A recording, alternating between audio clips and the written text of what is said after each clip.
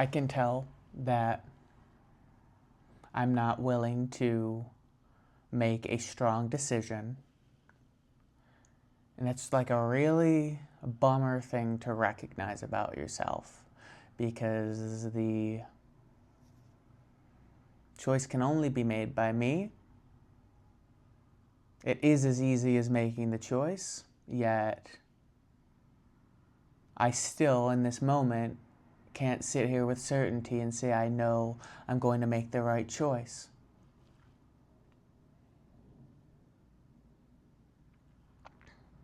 Like, it's nothing major.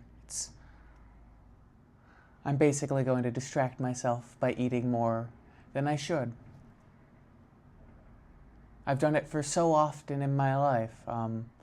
Just knowing that there's those moments of when you're just in the process of eating, you can kind of just get lost in it. And it's very similar to drugs in that way, where you can just take it to disappear and have those like short moments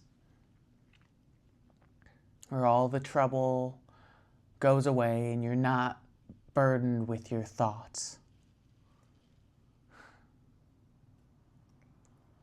The thing is, I recognize that now. Like, I'm very conscious of it. Like, I always was at some level. Like, I always kind of knew that that's what I was doing to myself. But now I can verbalize it and tell you about it and know that the correct choice to make is just to recognize that and be like, so now I'm not going to overeat. Now I'm not going to eat just because I'm trying to escape my own thoughts. And I may make the right choice, but I don't know in this moment. Like, in many ways, I'm putting off having to make this decision because there's a fear of what if I make the wrong choice? I think that might be kind of why I'm making this video, is to maybe talk myself in, convince myself that there is no choice to be made. It's just do the right thing. Again, this sounds like it's some big moral play. It's not. But it speaks more to the fact that I'm not able to fully recognize the sovereignty I have to make my own decisions within this body. Like, I am the executive decision maker in every aspect. Yet I'm not willing to act that way. What a shrugging of responsibility that is.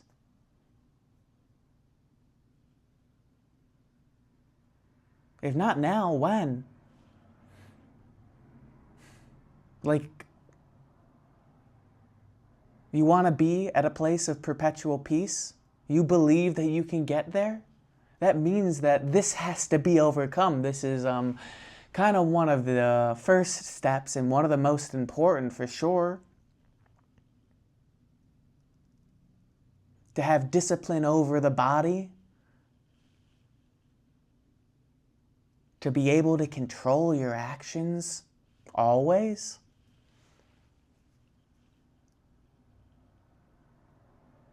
If not now, when?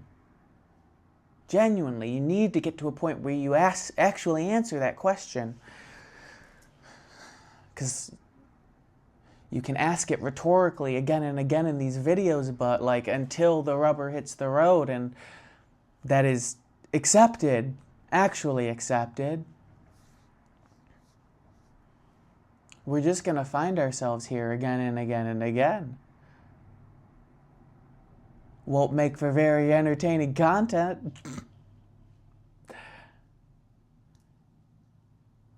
Certainly not a pattern I want to relive again and again.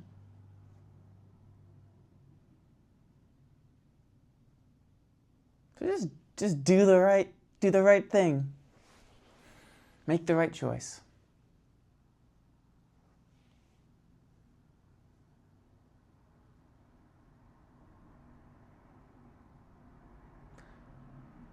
I'll revisit this, I guess, after I've made the choice. This shouldn't be left in ambiguity. I'm sure there will be more to be said after the choice has been made.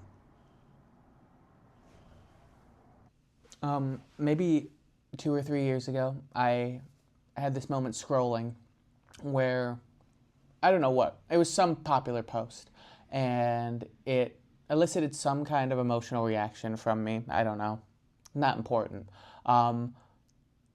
But I remember my reaction being, oh, I bet the top comment on this post is whatever. And then opening the comments and that being the top comment. And like in that recognition, having this moment of like, why do I know the answer to that? And then having this moment of clarity that I had been doing that subconsciously for a very long time. Being like, oh, I bet the top comment is this, and then opening it and being correct and like feeling this feeling of joining all of this subconsciously. But in the moment that I was made conscious of that reality, it was just like, you see how the illusion is made. You could see that like that was not actual joining. That was just being in sync, learning a script, like following a set of rules. And if you get this kind of headline, the rules say you're supposed to think or say this. And this sounds so, I don't know, like I'm holding my nose up to the people in those comments. And that's not the intention of this. It's more just to say that that was a major point of alienation for me in my development and how I got to this place here. It was a real like wake up moment of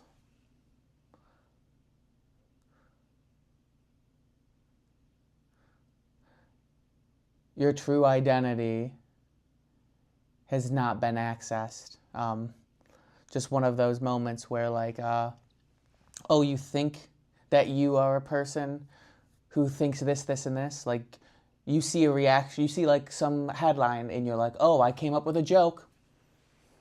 And then you open the comments and you see the joke has already been made.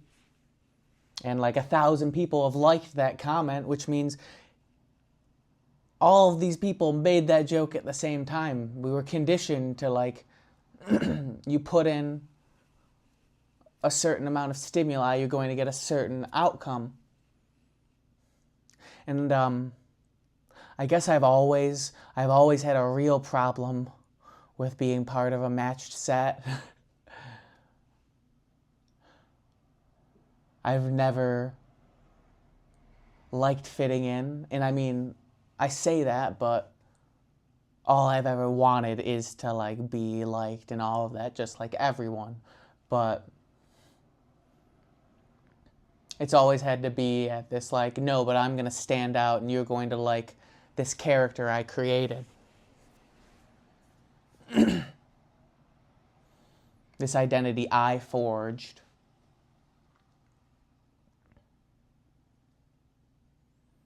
It's unique, unlike anyone else.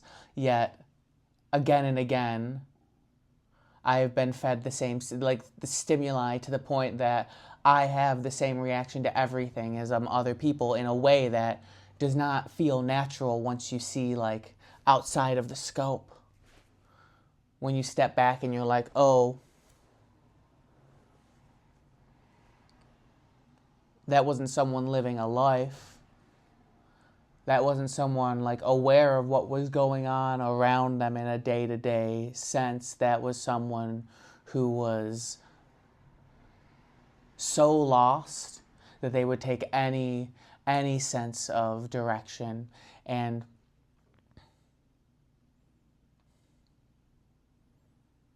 a lot of people can be lost together. And because there's so many of them, you can just be like, well, they can't all be wrong, right? And this can go. This goes for every side of whatever topic you can think of. Like I said, this is the point is not the other people. That's not what I'm trying to talk about at all. That's not important to this.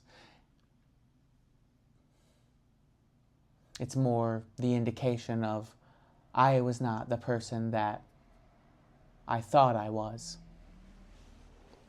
And that's been coming up again and again for me. These last few days specifically, that I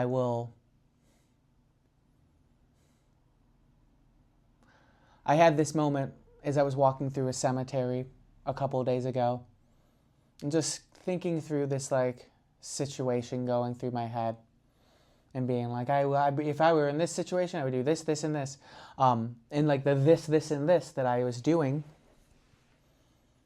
That was a person that does not exist right now. That was a fictional person that was I was relying on determination and fortitude that I have not presented myself as having in the actual world. Those actions do not align with the thoughts. The actions that are actually taken in the world often do not align with who I think I am in here. And how could they ever? Because all I can ever think I am is an image, a static image, and I'm anything but. And so much of this seems to just be remembering again and again and again, you are not that image. Yet again and again and again,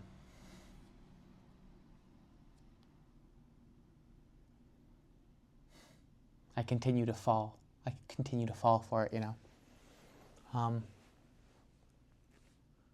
This is the same day as the previous clip.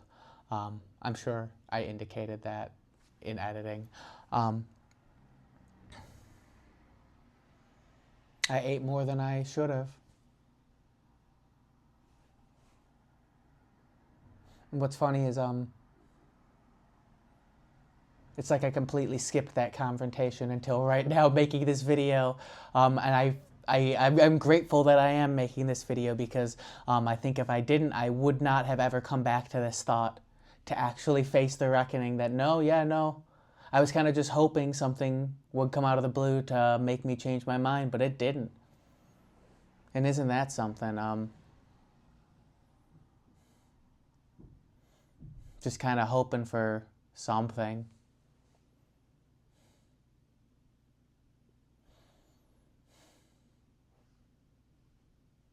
You can't hope. You really can't hope. One of my teachers posted something, though. I'm going to pull it up on Facebook. And it was kind of relevant, so I will share it. Whatever causes you to worry is only guilt disguised as a thought. Man only ever reacts to guilt, dressed up as any one of almost endless ideas and situations on the physical plane. All guilt is a belief in separation from himself or God. Finally, he must come to understand that there is no one out there. He is a singular being, experiencing himself in a dream realm through an illusion of others as reflections. And as I read that, and as I continue to read that again and again, I'm reminded of that, and reminded that there is no one else here,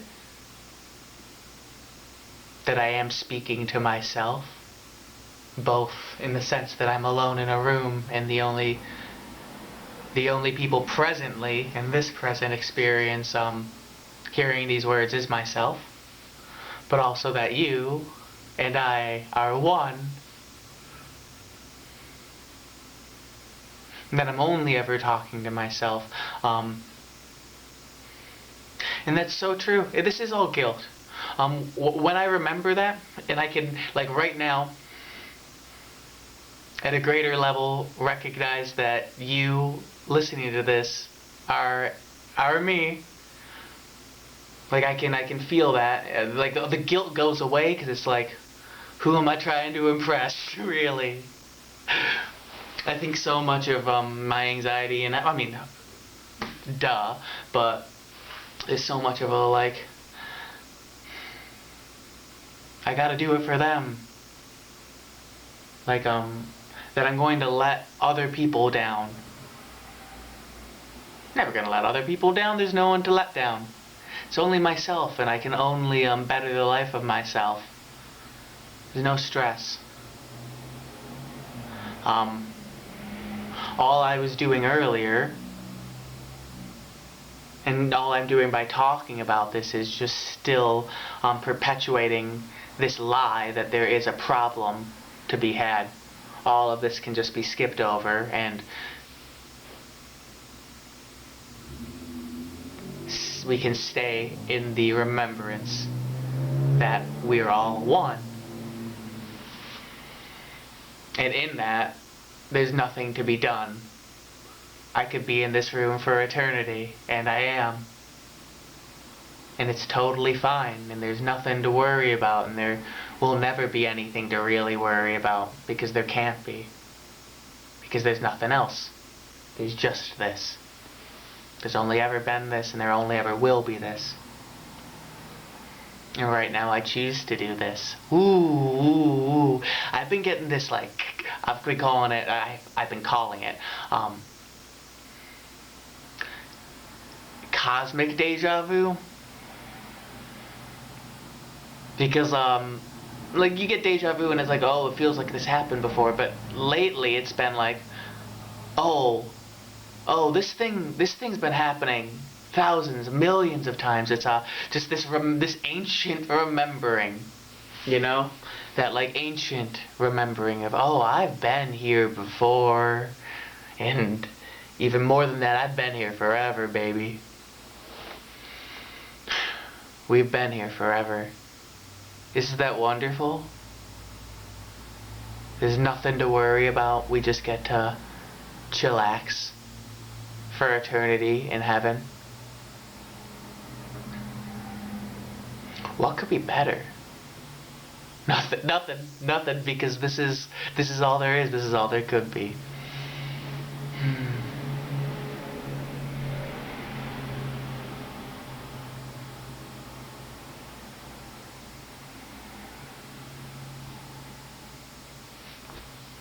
Every addiction arises from an unconscious refusal to face and move through your own pain.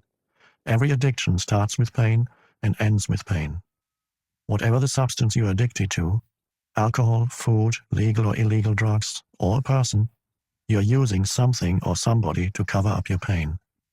This is why, after the initial euphoria has passed, there's so much unhappiness, so much pain in intimate relationships.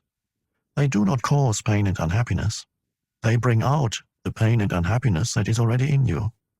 Every addiction does that. Every addiction reaches a point where it does not work for you anymore, and then you feel the pain more intensely than ever. This is one reason why most people are always trying to escape from the present moment and are seeking some kind of salvation in the future. The first thing that they might encounter if they focus their attention on the now is their own pain, and this is what they fear. If they only knew how easy it is to access in the now the power of presence that dissolves the past and its pain, the reality that dissolves the illusion. If they only knew how close they are to their own reality, how close to God. It's funny, I knew I wanted to make one more video today with some time removed from everything I talked about yesterday to just kind of give some kind of epilogue or like closing thoughts. And I was spending time thinking about it as I was driving to Rochester for something today, and nothing was really coming to me other than like sometimes the baby just has to have a tantrum, cry it out, have a nap, and then they'll be fine in the morning, because that's where I found myself today. I woke up, and everything I was talking about yesterday is laughable because I can see it for the nothing it is, with a little distance when I'm not in it. And as I was driving to Rochester, I was like, let me put this out of my mind. I don't want to overcomplicate things and make things try to force something, try to force thoughts to happen. So I pressed play on my audiobook, which is The Power of Now, and not long after that little thing came up, and it's like, yeah, what a perfect epilogue. It's so funny how I could start a video like this, not knowing where it's going, and then have an experience that is so in line and so perfect.